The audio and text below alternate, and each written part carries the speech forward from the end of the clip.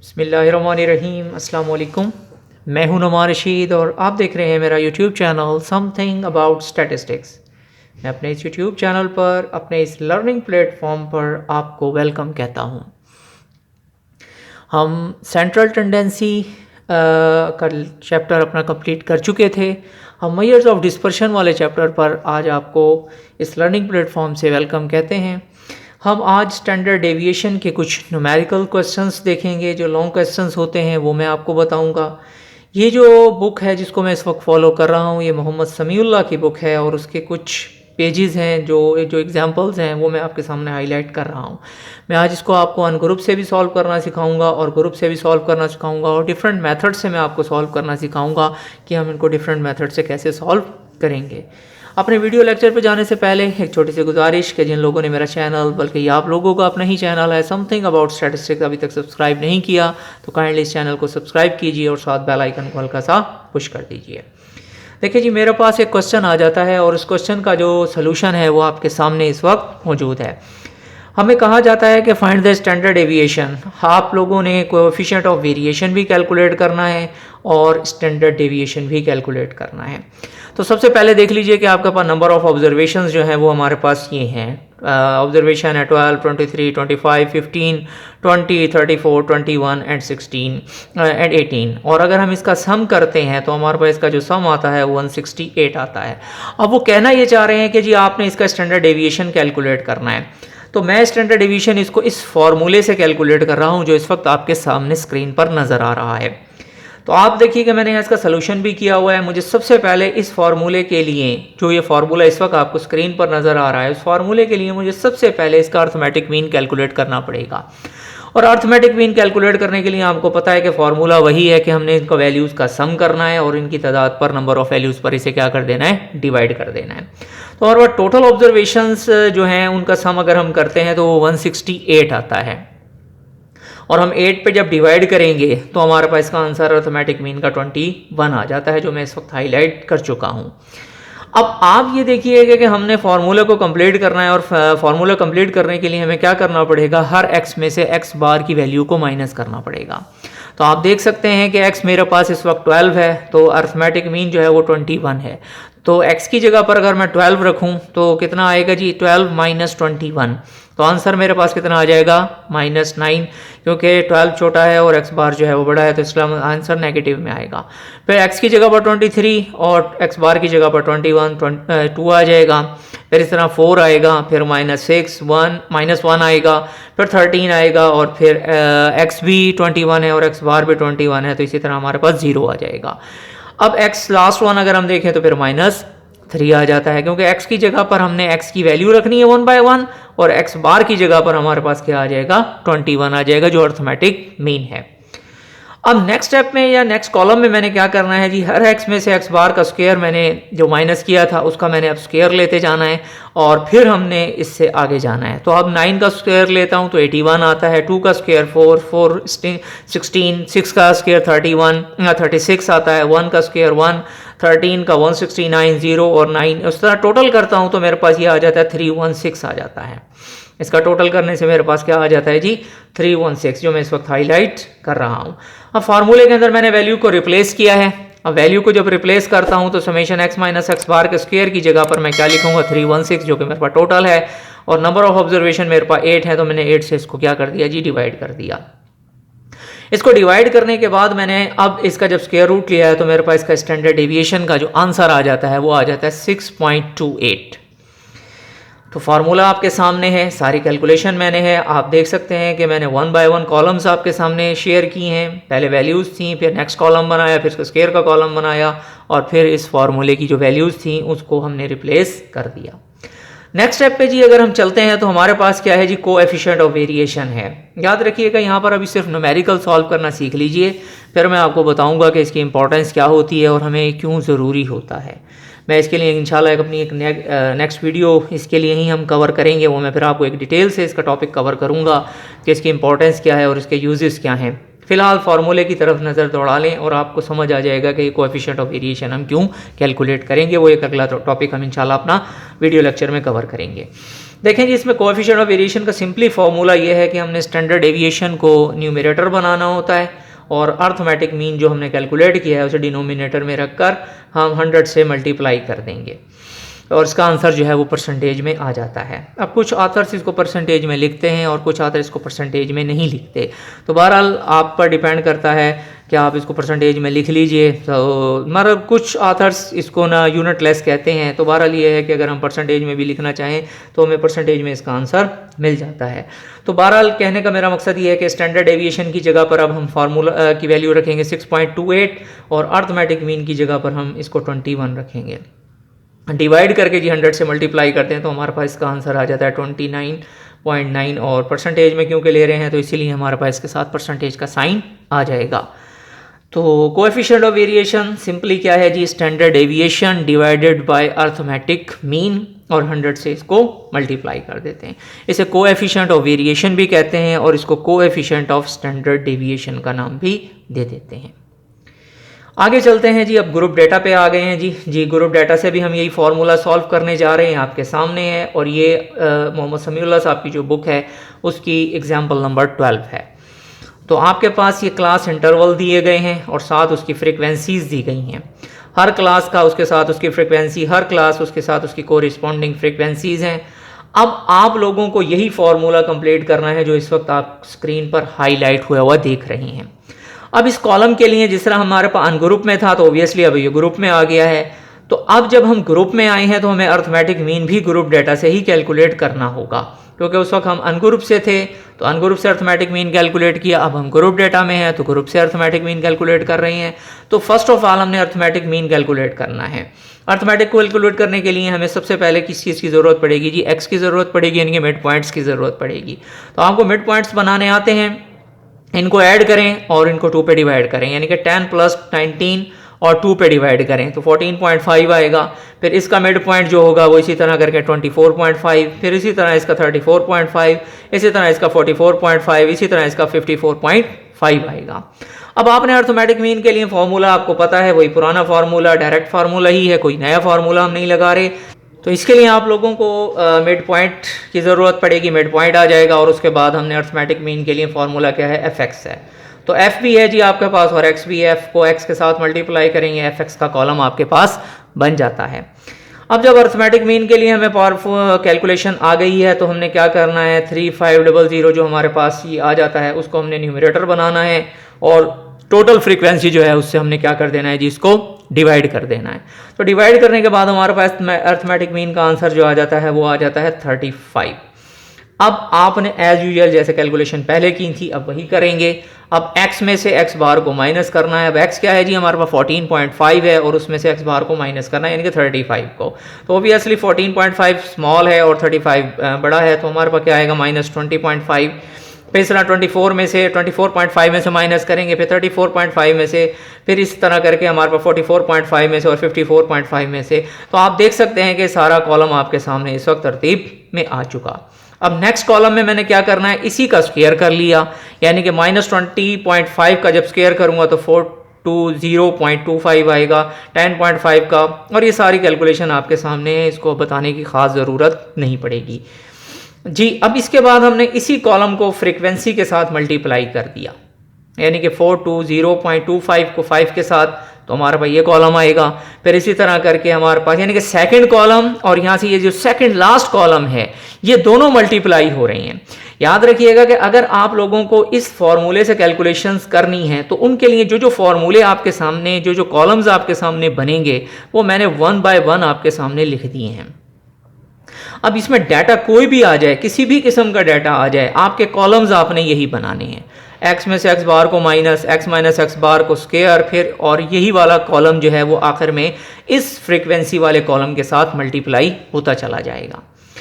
तो देखें आपने मैंने 1 बाय 1 मल्टीप्लाई किया हुआ है, आपकी स्क्रीन पर भी इस वक्त ये क्वेश्चन नज़र आ रहा है। आप इसको खुद से कैलकुलेट करना सीख लीजिए। अगर फिर भी कोई प्रॉब्लम आता है तो डायरेक्टली मेरे से कांटेक्ट कीजिए, मैं आप लोगों को हेल्प के लिए तैयार हूँ। बहरहाल इसका तरीकाकार सिंपली यही है कि आपने इसको अब इस वाले कॉलम के साथ मल्टीप्लाई करना है, यानी कि फ्रीक्वेंसी को मल्टीप्लाई करना है इस वाले कॉलम के साथ, स्क्वायर वाले कॉलम के साथ, तो आपके पास ये वाला कॉलम आता जाएगा। नेक्स्ट में हमने क्या किया है जी, इसका हमने सम किया है और जो सम करने के बाद हमारे पास आंसर आता है वो है 10475 जी। अब सिंपल इज़ दैट हमने इसको फार्मूले के अंदर वैल्यू को रिप्लेस करना है। न्यूमरेटर की जगह पर मैं वैल्यू पुट करूंगा 10475 और टोटल फ्रीक्वेंसी जो आ जाती है वो आ जाती है मेरे पास 100। तो अब इसका आप डिवाइड करेंगे और स्क्वायर रूट लेंगे तो मेरे पास आंसर आ जाता है 10.23। ये मेरे पास स्टैंडर्ड डिवीएशन का आंसर आ जाता है। इसी तरह अगर कोएफिशिएंट ऑफ वेरिएशन अगर आपसे कैलकुलेट कराते हैं तो आपने सिंपली क्या करना है जी, स्टैंडर्ड डिवीएशन का आंसर न्यूमरेटर बनाना है और अर्थमेटिक मीन को डिनोमिनेटर बना के डिवाइड करके 100 से मल्टीप्लाई कर देंगे तो आपके पास कोएफिशिएंट ऑफ वेरिएशन आ जाएगा। मैं अब नेक्स्ट फार्मूले से आपको इसका क्वेश्चंस का सलूशन देता हूं। आपकी मर्जी, आप जिस फार्मूले से चाहे इसको सॉल्व कर लें, जो तरीका आपको अडॉप्ट करें। अगर आप इस फार्मूले से करना चाह रहे हैं, अगर आपको ये फार्मूला इजी लगता है तो आप इस फार्मूले के लिए जो जो कॉलम्स बनेंगे आप उन फार्मूले के कॉलम्स बनाना मेरे से सीख लीजिए। तो मिड पॉइंट आप लोगों को सबसे पहले निकालने हैं जी इस कॉलम फार्मूले के लिए भी, और उसके बाद आपने ये 2 कॉलम्स एक्स्ट्रा बनाने हैं एफ एक्स का भी। ये 3 कॉलम यानी कि आप देख लीजिए इनको एक्स्ट्रा बनाने हैं, फर्स्ट, सेकंड एंड थर्ड। तो ये फार्मूले की कैलकुलेशंस के लिए मैंने आपसे कहा था कि मैं आपको कॉलम्स बनाना सिखाऊंगा कि इनके कॉलम्स कैसे बनते हैं। बेसिकली स्टैट्स के जितने भी फार्मूलाज हैं वो कॉलम पे डिपेंड करते हैं, उनकी कैलकुलेशन पे डिपेंड करते हैं। तो जिन लोगों को ये कॉलम्स बनाने आ गए, इनकी कैलकुलेशन करनी आ गई, तो आप इजीली ये जो है ना क्वेश्चन जो है ना इजीली सॉल्व कर सकते हैं। तो फार्मूला आपके सामने इस वक्त येलो कलर से मैंने हाईलाइट किया हुआ है, आप देख सकते हैं, आपकी स्क्रीन पर भी इस वक्त नज़र आ रहा है। तो सिंपल इज़ दैट आपने मिड पॉइंट देना है। मिड पॉइंट के बाद आपने एफ एक्स का कॉलम बनाना है, फिर आपने याद रखिएगा एक्स का स्क्वायर करना है। कुछ स्टूडेंट जो होते हैं एफ एक्स का होल स्क्वायर कर लेते हैं, वो बिल्कुल गलत है। आपने क्या करना है जी, एक्स का स्क्वायर करना है, यानी कि ये जो एक्स है हमारे पास 14.5 इसका स्क्वायर करना है जो कि ये आया हुआ है। 24.5 का स्क्वायर किया है जो कि 600.25 आया हुआ है। 34.5 का स्क्वायर करना है, 44.5 का स्क्वायर करना है, 54.5 का जो आपको इस वक्त ये नज़र आ रहे हैं। फिर नेक्स्ट क्या करना है जी, आपने फ्रीक्वेंसी के साथ मल्टीप्लाई करना है और हमारा ये लास्ट कॉलम जो है वो कंप्लीट होता चला जाएगा। एफ एक्स के लिए तो आपको सिंपली है, आपको पता ही है कि एफ को एक्स के साथ मल्टीप्लाई कर रहे हैं और हमारे पास ये कॉलम आ रहा है। फिर सुन लीजिए, लास्ट कॉलम ऐसे नहीं बनेगा कि आप इसका स्क्वायर करें एफ एक्स का, ये बिल्कुल गलत होगा, बिल्कुल गलत होगा। आप क्या करेंगे, एक्स का स्क्वायर लेंगे, याद रखिएगा एक्स का स्क्वायर पहले है और फिर ये वाला जो आंसर आएगा 210.25, ये जो आंसर आएगा इसको फ्रीक्वेंसी के साथ मल्टीप्लाई करेंगे। दूसरे के लिए मैंने क्या किया, 24.5 का स्क्वायर लिया है जो कि 600.25 आया है। ये जो आंसर आया है इसको मैंने फिर फ्रीक्वेंसी के साथ मल्टीप्लाई किया है और इस तरह करके ये हमारा कॉलम बनता जाएगा। फिर सुन लीजिए, एफ एक्स जो है ये वाला जो कॉलम है इसका स्क्वायर नहीं करना, बिल्कुल गलत होगा। इसको बनाने के लिए आपको एक स्टेप मजीद करना पड़ेगा और वो ये है कि आपको x का स्क्वायर करना पड़ेगा और फिर उसके बाद जाकर आपको फ्रीक्वेंसी के साथ मल्टीप्लाई करना होगा। बस ये अब सिंपल है, आप फार्मूले के अंदर वैल्यूज़ को रिप्लेस कीजिए। 132975 है और समेशन f के लिए आप 100 है आपके पास, डिवाइड कीजिए 3500 और 100 से डिवाइड करके इसका स्क्वायर रूट कंप्लीट ले लीजिए तो आपके पास ये स्टैंडर्ड डेविएशन का आंसर आ जाएगा।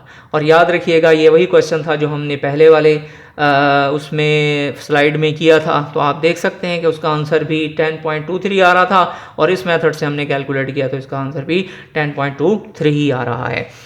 इसके बाद जी मैं आपको शॉर्टकट मेथड से लेकर चलता हूं, यानी कि चेंज ऑफ ओरिजिन की तरफ हम जा रहे हैं। तो चेंज ऑफ ओरिजिन में जो कैलकुलेशंस होनी है वो भी आप अपनी स्क्रीन पर देख लीजिए। सबसे पहले अपने जहन में फार्मूला लेकर आइए, जो फार्मूला आपके पास है।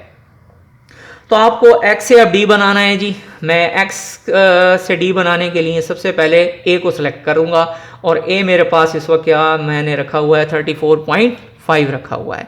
तो आप देख सकते हैं कि जब मेरे पास 34.5 है तो मैंने हर x में से 34.5 माइनस करना है और वो आपके सामने इस वक्त आ जाता है। -20 आएगा जी, -10 आएगा, 0 आएगा, 10 आएगा और 20 आएगा, यानी कि x की जगह पर अब आप 14.5 रखें और 34.5 में से उसे माइनस करें तो ऑब्वियसली -20 आएगा। 24.5 यहाँ पर आएगा और x एक जो है हमारे पास 34.5 है तो -10 आएगा, फिर इस तरह 0, फिर 10 और फिर 20। अब जब d का कॉलम आ गया तो अब याद रखिए वही कॉलम अपने जहन में लेकर आइए जो हमने ऊपर कॉलम बनाए थे, जो पिछली स्लाइड में हम बना कर गए हैं। उसमें सिर्फ x था तो यहाँ पर d आ जाएगा, बाकी कैलकुलेशन एज इट इज़ ही चलती चली जाएगी। जी। अब नेक्स्ट कॉलम में जी हमने क्या करना है जी, f को d के साथ मल्टीप्लाई करना है। तो ये f है हमारे पास और ये d आ गया, तो -100 आएगा, फिर इसको इसके साथ मल्टीप्लाई करेंगे -250, 0 200 आएगा, फिर इसी तरह करके फिर 200 आएगा, और आप जब इसका टोटल करेंगे तो ओबियसली हमारे पास ये 50 आ जाएगा, यानी कि समेशन एफ डी जो होगा वो हमारे पास क्या बन जाएगा, 50 बन जाएगा। मैंने यहाँ पे बेसिकली टोटल ही किया हुआ है, बेशक आप यहाँ पे लिख भी लीजिए, ये सारा कॉलम जो है वो हमने टोटल के लिए रखा हुआ है, तो ये टोटल आएगा। यहाँ पे डी का स्क्वायर ले रहा हूँ, याद रखिएगा इस डी का स्क्वायर ले रहा हूँ, तो 220 का स्क्वायर जो है 400, 10 का 100 बनेगा 0, और इसी तरह 100, और ये सारी चीज़ें। अब नेक्स्ट में हमने क्या किया, इस डी स्क्वायर को हमने इस फ्रीक्वेंसी के साथ मल्टीप्लाई किया है, इस 5 को हमने 400 के साथ मल्टीप्लाई किया, 2000 बनेगा, 100 को फिर 25 के साथ किया। ये सारे कॉलम आप देख सकते हैं, कोई इसमें नई चीज़ नहीं आ रही है। ये इसका जी टोटल आ गया, जिसको मैं इस वक्त हाईलाइट कर रहा हूँ, येलो कलर से मैंने हाईलाइट कर दिया। बस अब सारी कैलकुलेशन अपने फॉर्मूले में रिप्लेस कीजिए और आपका आंसर तैयार है जी। तो क्या आता है जी हमारे पास 10500, इसकी जगह पर समेशन एफ हमारे पास कितना है, 100 है। समेशन एफ डी जो है जी हमारे पास 50 है, और समेशन एफ जो है वो 100 है। तो आप कैलकुलेशन बेसिक कैलकुलेशन ही है, आप खुद से कर सकते हैं। बहरहाल मैंने आपके सामने सारी कैलकुलेशन शो कर दी है, आप देख सकते हैं। इसको मैं थोड़ा सा डिफरेंट कलर से हाईलाइट कर रहा हूँ ताकि आप लोगों को समझने में आसानी हो जाए। तो जब कैलकुलेशन हमारे पास हो जाएगी तो आप देख सकते हैं, उसका पॉजिटिव स्क्वायर रूट लेता हूँ मैं। पॉजिटिव स्क्वायर रूट लेने के बाद हमने स्टैंडर्ड डेविएशन जब निकाला है तो वो 10.23 ही आ जाता है। इसके बाद देखें जी, थोड़ा सा काम आगे है, वो ये है कि अगर आपको कोएफिशिएंट ऑफ वेरिएशन निकालना है तो ऑब्वियसली आपको अर्थमेटिक मीन निकालना पड़ेगा। और अर्थमेटिक मीन क्योंकि शॉर्टकट मेथड है, और शॉर्टकट मेथड से जी आप लोगों को अर्थमेटिक मीन निकालने के लिए वही फार्मूला याद रखना पड़ेगा। ये याद रख लें, ये डायरेक्ट मेथड नहीं है, ये हमारे पास चेंज ऑफ ओरिजिन है। चेंज ऑफ ओरिजिन या जिसको हम शॉर्टकट मेथड भी कहते हैं, तो उसके लिए हमें ये बेसिक कैलकुलेशन करनी पड़ेगी, यानी कि X bar equal to A plus summation F D over summation F. तो समेशन एफ डी हमारे पास आया हुआ है 50, और समेशन एफ हमारे पास टोटल फ्रीक्वेंसी जो है वो 100 है, और ए जो हमने माइनस किया था यानी कि चेंज ऑफ ओरिजिन किया था वो हमारे पास 34.5 है जी। तो बस बाकी सारी कैलकुलेशन वही हैं, सिर्फ रिकॉल कर लें अपने फॉर्मूले को जो आप लोगों ने पहले सेंट्रल टेंडेंसी वाले मेथड में, सेंट्रल टेंडेंसी वाले चैप्टर में कवर किया था। तो ये शॉर्टकट मेथड से याद रखिएगा कैलकुलेट होगा, और उसके बाद आपने इसका कोएफिशिएंट ऑफ वेरिएशन भी कैलकुलेट कर लेना है। तो बहरहाल मैंने इसको ब्लैंक किया है, आप इसे खुद से सॉल्व कर लें, आंसर वही आएगा, इसमें कोई चेंज नहीं आएगी। अब हम चलते हैं जी चेंज ऑफ ओरिजिन से चेंज ऑफ स्केल की तरफ। तो मैंने आपको पहले बताया था कि अर्थमेटिक मीन जो होता है वो चेंज ऑफ ओरिजिन और चेंज ऑफ स्केल दोनों से अफेक्टेड होता है, लेकिन जो स्टैंडर्ड डेविएशन होता है या वेरिएंस होता है उस पर चेंज ऑफ ओरिजिन का असर तो बिल्कुल नहीं पड़ता, लेकिन चेंज ऑफ स्केल का असर उस पर पड़ता है। और उसके लिए मैंने एक वीडियो भी कवर की है, आपको उसका डिस्क्रिप्शन बॉक्स में लिंक भी दिया था। आप मेरी प्रीवियस वीडियो देखिए, उसके डिस्क्रिप्शन बॉक्स में उसका लिंक मौजूद है, आप उसको रीड कीजिए, उसको वीडियो को वॉच कीजिए। उसकी रीज़न वो हमने डिस्कस की थी कि उसका चेंज ऑफ ओरिजिन पर असर नहीं पड़ता, उसकी रीज़न क्या है, और चेंज ऑफ स्केल से जो अफेक्टेड होता है उसकी रीज़न क्या है। तो बहरहाल अब चेंज ऑफ स्केल पर आ गए हैं, तो ऑब्वियसली हमारे पास यहाँ पर एक चीज़ इजाफी आ गई है, और वो है क्लास इंटरवल साइज़, जिसको हम एच से डिनोट करते हैं। तो याद रखिएगा, जब हम फॉर्मूला कैलकुलेट करेंगे, उसकी कैलकुलेशन करेंगे, तो हमें चेंज ऑफ ओरिजिन के बाद चेंज ऑफ स्केल में जब आएंगे तो हमें ये एच जो है वो मल्टीप्लाई भी करना पड़ेगा, क्योंकि ये अफेक्ट करेगा हमारे रिजल्ट को। तो सबसे पहले जी यू बनाएंगे हम। अब यू बनाना भी कोई मुश्किल काम नहीं है, आपने पहले भी सीखा हुआ है। सिर्फ सिंपल यह क्या है कि हमने इसको, ये जो हमारे पास x माइनस 34.5 है, उसको हमने 10 पे डिवाइड किया हुआ है। और 10 क्या है जी, यहाँ पर हमारे पास क्लास इंटरवल साइज़ है, जिसको हम इक्वल साइज क्लास इंटरवल भी कह सकते हैं, और जिसको हम यूजुअली एच से डिनोट करते हैं। तो आप इनका डिफरेंस देख लीजिए, सबका डिफरेंस सेम है, कॉमन डिफरेंस है, जिसको हम एच से डिनोट कर रहे हैं। 10 से 20 का डिफरेंस, 20 से 30 का 40, और ये सारे डिफरेंसेस जो हैं वो हमारे पास सेम है। तो इसका मतलब ये है कि हमारे पास कॉमन क्लास इंटरवल जो है वो 10 है। तो आप इस फॉर्मूले को यूज़ करते हुए आप यू कैलकुलेट करें, फिर नेक्स्ट कॉलम में आपने इस u को f के साथ मल्टीप्लाई करना है। वही ज़हन में फार्मूला रख लीजिए जो आपने पहले किया था, वहाँ पे d था, अब यहाँ पर u आ जाएगा। उससे पहले आपने यही कैलकुलेशन x के लिए की थी, तो आपके पास ये सारे फार्मूलाज एक ही तरह से ही बनते जा रहे हैं, जस्ट इसमें अल्फ़ाबेट्स की चेंजिंग आ रही है जो मैं आपके सामने शेयर कर रहा हूँ जी। तो u आपका स्क्वायर बनेगा जी, इसका स्क्वायर लेंगे, 2 का स्क्वायर 4, 1 का स्क्वायर 1, 0, 1 का स्क्वायर 1 होता है, 2 का स्क्वायर 4 होता है। फिर इसको आपने f के साथ क्या कर देना है जी, मल्टीप्लाई करते जाना है। तो आपके पास एफ यू का कॉलम आ जाएगा, और जब हम टोटल करते हैं तो यहाँ पर आपके देख सकते हैं, मैं पहले टोटल लिख लीजिए। यस, ये टोटल का कॉलम है, सारे के सारे हमारे पास टोटल हैं और इसका टोटल जो आता है वो 105 आ जाता है या 105 है। तो वैल्यूज़ को रिप्लेस कीजिए जी अब, और आप देख सकते हैं आप इजीली इसका स्टैंडर्ड डेविएशन जो है वो कैलकुलेट कर सकते हैं। समेशन एफ यू का स्क्वायर है जी, वो हमारे पास कितना है जी 105 है। समेशन एफ 100 है हमारे पास, माइनस एज इट इज़ आ गया। समेशन एफ यू जो है वो हमारे पास 5 है और समेशन एफ जो है वो 100 है। सिर्फ इसको कैलकुलेट करके इसका स्क्वायर रूट ले लें पहले, जो आंसर आएगा उसका फिर 10 के साथ आपने मल्टीप्लाई कर देना है। याद रखिएगा मैंने इसलिए इसको ब्रैकेट से अलहदा किया है कि पहले ब्रैकेट सॉल्व होगा अंदर और फिर हमने इसको 10 के साथ मल्टीप्लाई करना है। कुछ स्टूडेंट यही गलती करते हैं, उसको डायरेक्ट 10 से मल्टीप्लाई यानी कि क्लास इंटरवल के साथ पहले ही मल्टीप्लाई कर देते हैं और फिर स्क्वायर रूट लेते हैं। ये सबसे बड़ी गलती कर रहे हैं जो कैलकुलेशन में ये करते हैं। तो बहरहाल आप देख लीजिए हमने किया है। हमने पहले वैल्यूज़ को पुट करके पहले वन बाय वन स्टेप आप देखें 1.05 आएगा, फिर इसको हम डिवाइड करके इसका स्क्वायर ले रहा हूँ तो 0.0025 आएगा। इसका स्क्वायर रूट ले लेंगे माइनस करके, पहले माइनस करेंगे ऑब्वियसली, फिर स्क्वायर रूट ले लेंगे, जो आंसर आएगा उसे 10 से मल्टीप्लाई करेंगे। तो मेरे पास जो स्टैंडर्ड डिवीजन का फाइनल आंसर आ जाता है वो 10.23 आ जाता है। उसके बाद जी अगर आपको कोएफिशिएंट ऑफ वेरिएशन लेना है तो ऑब्वियसली आपको अर्थमेटिक मीन की ज़रूरत पड़ेगी। अर्थमेटिक मीन आप लोगों को पता है कि कोडिंग मेथड है, ये चेंज ऑफ ओरिजिन और चेंज ऑफ स्केल दोनों हम कर रहे हैं, जिसको सादा लफ्ज़ों में हम कोडिंग मेथड भी कह देते हैं या इसको स्टेप डेविएशन मेथड का नाम भी दिया जाता है। तो उसके लिए फिर आप लोगों को ये फार्मूला जो मैंने इस वक्त हाईलाइट किया है, येलो से कलर से आपको हाईलाइटेड है, आप उसको देख सकते हैं। फिर मुझे ये वाले स्टेप करने पड़ेंगे। इसके अलावा बहुत से क्वेश्चन और भी हैं जो अभी हमारे फर्दर क्वेश्चन बनने जा रहे हैं। इंशाल्लाह वो हम अपनी नेक्स्ट वीडियो का हिस्सा बनाएंगे। आज जो है ना मैंने आपको डिफरेंट मेथड से स्टैंडर्ड डेविएशन कैलकुलेट करना सिखाया। कोएफिशिएंट ऑफ वेरिएशन पर हम इंशाल्लाह अपनी नेक्स्ट वीडियो कवर करेंगे, उसकी इंपॉर्टेंस आपको बताऊंगा कि वो क्या होती है, हम क्यों उसको कैलकुलेट करते हैं। हम इंशाल्लाह इसको एक्सेल में और डिफरेंट जो सॉफ्टवेयर हैं उसकी तरफ भी हम इंशाल्लाह मूव करने जा रहे हैं। तो मैं कुछ आपकी एक प्राइमरी लेक्चर्स थे जो मैं आपको उससे शेयर कर रहा था। इंशाल्लाह फर्दर हम अपना एक सफ़र जारी रखेंगे। मिलेंगे इंशाल्लाह अपनी नेक्स्ट वीडियो में। जब तक के लिए दुआ में याद रखिएगा, अपना बहुत सा ख्याल रखिएगा। अल्लाह हाफ़िज़।